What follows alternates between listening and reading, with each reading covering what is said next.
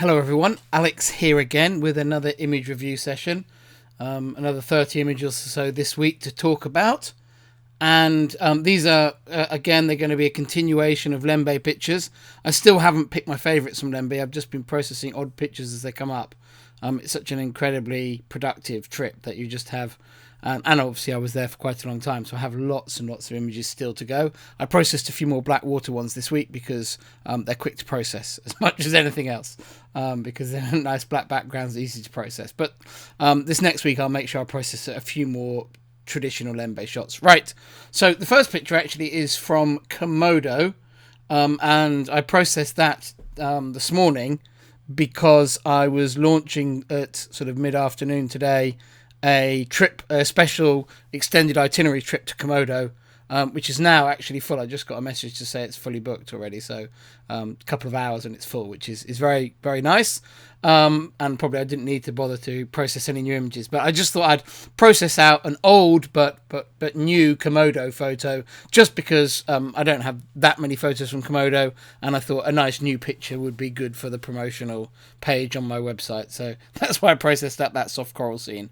It's not an amazing shot, it's just a good standard reef wide angle, and I think quite characteristic of the area, which is also something I wanted in the images. Right, moving on to new images. That one's from 2011, the Komodo shot, but our second picture is this crinoid detail from Lembeh this year. And I think, diving anywhere in Asia, the reefs are full of crinoids. In fact, if I go back to that Komodo shot, you can see exactly how I found that composition in the next picture from the top of this one here. Let me try and zoom in a little bit further. Press the wrong button. There we go. You can see exactly where this composition is going to come from. It's seeing a Bulldog Crenoid and going in and taking a picture like this. And I think people are often surprised that I shoot pictures like this. But these natural patterns, they're very beautiful, very usable in lots of ways, and so easy to collect on dives that whenever I see a particularly attractive pattern, I'm not going to pass it over. I'm going to shoot it. I'm going to shoot it well. Just shut the aperture down to get nice depth of field, find a pleasing composition within that pattern, and just shoot it off. It's not a technically difficult picture. It's a very quick picture to process as well, but always nice to have a few of those coming in. They're just useful pictures to have. May never get picked up by anyone, but I think it's a nice picture. Next up are some damselfish eggs. These are golden damselfish, the big yellow damsels that you see on the reef walls, which had laid some on a whip coral here. And these are getting on, they're growing up a bit. You can see all the eyes in them here. And I was just shooting super macro on the dive. You can see quite a few of them are mouldy, actually. It's quite interesting to see when you zoom in. Anyway, there were lots of these on the dive. There was a very obvious series of these. What interested me is quite often with these golden damsels, they have eggs at different stages of development when you actually look at these nests, and they've been laid by different females at different times, I presume, into the male's nest. And these are relatively late stage. The eyes are beginning to develop. Probably got a couple more days to go before they hatch, which they'll typically do pretty much at sunset. And if you dive and watch these at sunset, you can occasionally see them hatching. Although they're so small, it's very hard to see, but you certainly might pick it up if you go and photograph them at that time. Okay, next picture is, let me scroll on, is this nice anemone fish. It's a spine cheek anemone, a male one, which is the smaller, prettier one of the two. On the typical anemone that the spine cheeks live on. And I was drawn to this anemone because it had a really, really nice colour on it. It's kind of photographed a grey blue. Underwater, I remember it looked more greeny, but it photographed a grey blue, which I was still really pleased about. And I used on this very directional light to light the anemone with inward lighting and have this fall off of light into the heart of the anemone. So you get these kind of circles floating in space. It's not a perfect composition in that respect, but I really like the anemone fish pose in this one, combined with those tentacles. So this was my favourite frame. A snooted shot of a coconut or veined octopus in a mollusk shell. This picture actually was a workshop picture. A couple of the guys on the workshop wanted to, John in particular, and Justin wanted to make pictures of this using the little backscatter snoot. And I said to them that I'd go and show them how to set it up. So in about 3 seconds I took this picture and then left them about half an hour fighting with the snoot to reproduce it. Because once you get used to using snoots, they're very easy to use, but first time out, they can be quite fiddly to use. But the guys both got great shots by the end of the dive. Having shown some exactly, kind of a nice technique how to do it. They then went off and had a go at it themselves and managed to get really nice effects as well. Some more damselfish eggs. These are Sergeant Major eggs, as you can tell from the purple on them. And these are kind of a mid-level. The eyes are just beginning to develop. The purple's beginning to fade away. Sergeant Majors have got very purple eggs when they're young, and they silver up as the eyes develop, and the purple gets sort of absorbed up into the young fish before they hatch. So these are about halfway, and these have been laid on a wreck actually, and that's where that nice yellow colour behind. I really like the yellow and purple combination of that one, so that's why I chose to photograph those. This is an EMWL shot taken of a mimic octopus, which has got food, which are called a crab, which is why it's kind of got this bulging body. And it was a really nice pose from the octopus. And Jenny Stock, one of my buddies, was swam in and posed behind it. It was very late in the afternoon. It's very dark, so it's quite a long exposure. This is not the best image. The octopus is nice and sharp. If it just sharpens up there. But it's not very sharp on Jenny in the background. So it's because it's shot on 1/8 of a second. So it's pretty blurry. But I think the picture holds up. But I would rather have done that under sunny conditions rather than probably under heavy rain. But it was a very nice opportunity. There's a nicer shot with Jenny, which was taking the sun coming up a bit, I think, further on. Right, a very cool shaggy crab. Kind of looks a bit, always reminds me. And I love these crabs because they have this pink face in amongst all this furry hair. They really have, absolutely, I think one of the best faces of any. Oh, he's zoomed in a bit too much, but of any. Let me just zoom out a bit. There we go. Of any crab. Just such a cool pink little face in amongst all this fur. This one was on a night dive, not necessarily. I don't remember it being especially cooperative. Maybe it was. This is a subject I'd like to see more. I don't see very often, and I probably should have made more of it on this occasion. It's a perfectly good shot, but I think I could have probably done something a bit more special with such a cool subject. I think this shot of this circular batfish was in last week's slideshow. Last week's one of these. But I kept it in because it came up in my catalogue right next to this shot here of a zebra batfish or a Bativa batfish. And I just really liked how the contrast between these two juvenile batfish forms, both of which probably end up looking quite similar when they're adults. Not that similar, but pretty similar, and nothing like either of these. But they're quite similar shots taken. They're not actually taken at the same time, or I think they're taken actually a day apart. But I haven't processed any pictures in between them yet on the trip. So they're about 1,000 pictures apart, I think. But because I hadn't processed any pictures between them, it's they sit next to each other at the moment, and they look quite cool. The zebra batfish was actually shot with the MWL, whereas this was shot with the 60mm lens with the mini dome, or the curve port that I use a lot with the 60mm for this type of image. But the end results actually visually look quite similar, although they're actually, I think, with any other scene they'd look quite different because of the different lenses. Right, some Blackwater stuff now. A Cmoth. It's very cute, very weird looking little guy. This is a megalopora this is a late larval stage crab. When crabs are younger, they kind of look like, they're very tiny, but they have big long spurs off them. Those remind me of the sort of medieval helmet of a knight or something. But the megalopora is a later larval stage of a crab. A larval flounder. I shared some of these online, actually, and Robert Stansfield, who's one of the sort of very experienced Blackwater photographers, said that he thought they'd look better if I white balanced them. So I went back actually, and I've white balanced these before signing off the final processing on them. So I did have these quite bluey before, which kind of is how I sort of saw them underwater. But I think it's kind of more normal that people white balance them a little bit more in post, so they're a little bit more neutral now. The flounders, everything else was fine, but the flounders I left quite blue because they were so translucent underwater. They looked very blue to my eyes. Right, this is a very young. I presume, or I've identified it as a African pompano, but it's a very young one. I just like this shot, not because it's a very nice fish. It's actually a bit too young to look very nice, actually, But I really like the background behind it. There was these kind of clouds of larval fish in the water, and they were sort of, because they're a bit further away, they've gone a little bit purpley in the background, and they look really nice. So I like the background of this one, a bit more interesting than just the solid black of a lot of Blackwater shots. This is a really nice image. I was really happy with when I shot it.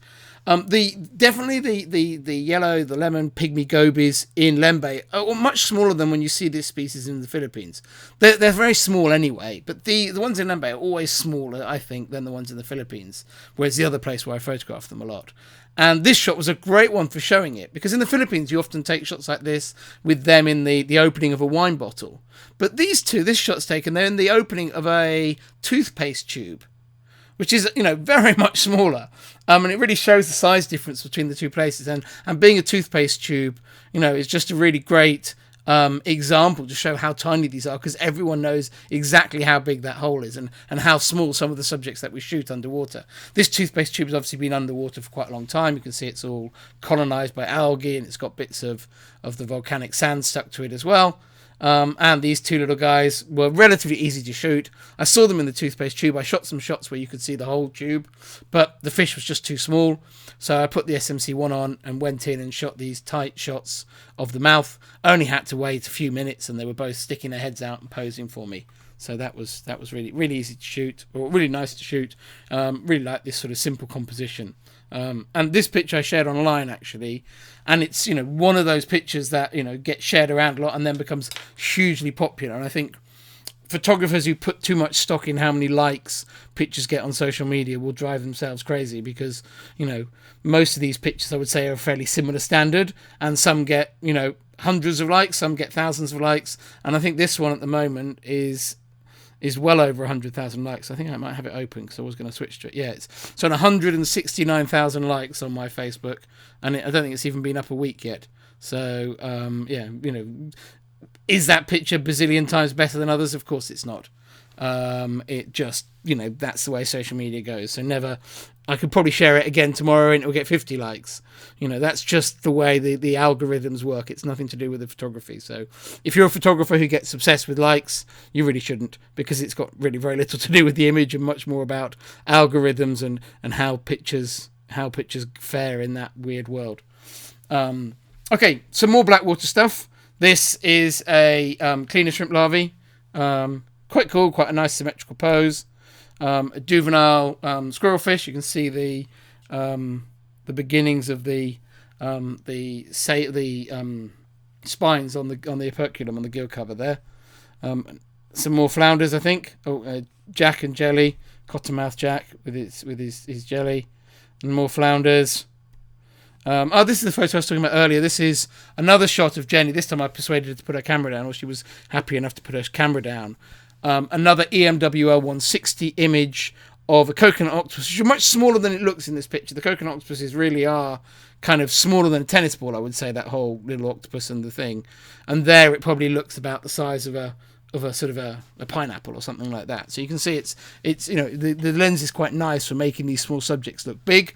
Maybe even bigger than that, actually. It depends kind of how you see it. But it really was smaller than a tennis ball, the octopus. And Jenny came in and posed behind it, which was really nice for the shot. Not anything special shot-wise. I do find the composition quite up and down. But, it'll have its purposes in publishing. It tells a very nice story. But this one was shot on a 40th of a second, so not as slow as the 8th of a second on the other one.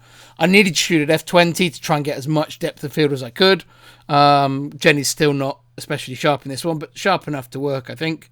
And the octopus is obviously nice and sharp. I can zoom in and see the octopus, and you see he's nice and shup. But yeah, Jenny will be a little bit blurred in that picture. But yeah, the 40th of a second, I was happy to handhold at that distance, that shutter speed, and get the shot. Right, back to some reef macro of this nice Albi. Oh, I can't pronounce his name. I can't remember quite his name. It'll be over here somewhere in things, and I can read it out to you, but I can't find it, so I'll leave that. I won't start going through those things. Really nice head-on nudibranch photo with all the folds behind. I've done shots like this before, others have as well, but it's always a very pleasing shot. Get those rhinophores sharp, get that composition working behind the subject. A couple of Kefiris larvae from the morays. These were doing the spinny round sort of defensive behaviour, but it looks really, really cool. I really like the effect it makes when they spin around like this, particularly as long as you get the face sharp. It's really quite a cool little shape, and these are actually the same eel, just 2 different frames of it. These were shot with the D850 and the 60mm lens, and yeah, it was really nice, just a nice little scene. Some more Blackwater stuff. This is a pelagic shrimp, I think. So not a larval stage, but actually a shrimp that will live all its life in the open water. Larval stages are some pipefish. This is the big pipefish. They're often called small fin pipefish, but they're the big long stick ones. They're sometimes called double-ended pipefish or stick pipefish. Just the big ones that are often brown, sometimes yellowy, you find on the seabed. Very, very cool little delicate little larval stage though. Very nice little larval stage. Larval stage of a robust ghost pipefish. Ghost pipefish have very long-lived larval stages. Another flounder. Let's have a quick look at him. A spotted porcelain crab.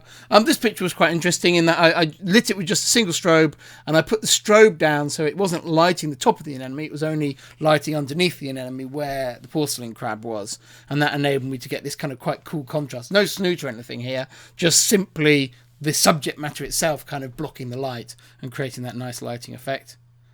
A couple of shots of the Shaun the Sheep nudies.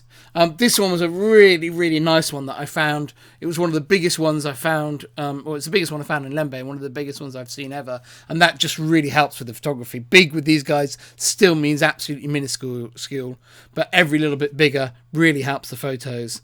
And also, it was also one of the Costiella Kirishimos that have got the... I'm getting confused by the Latin names again.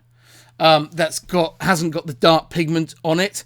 So it's got nice white face. So a lot of these have dark pigment on the face and on the serrata, which make them not anywhere near as attractive as when they're these lovely clean colours. So not only was it a big one, it was also a lovely coloured one. And yeah, it was really great to shoot as it was on this leaf. So yeah, very, very, very nice subject. Some more Blackwater stuff. As I said, I process them because they're quick to process. This is a Ctenophore with its ciliated combs, as they're called comb jellies in English. A Selp with, I think it's a driftfish inside. It might be a juvenile jack. Hard to see here. Inside there's also an amphipod here at the back as well. A flounder. This is an oscillated flounder larvae. Very nice effect from the light on this one. And that's us back to the beginning. So hopefully you've enjoyed that tour through these images. And I'll be back again next week, I'm sure, with some more. Hopefully I've got a slightly cleaner diary next week so I can plough through a lot more images. So I have some nice ones to show you. Okay, thanks for watching. Speak to you soon. Bye.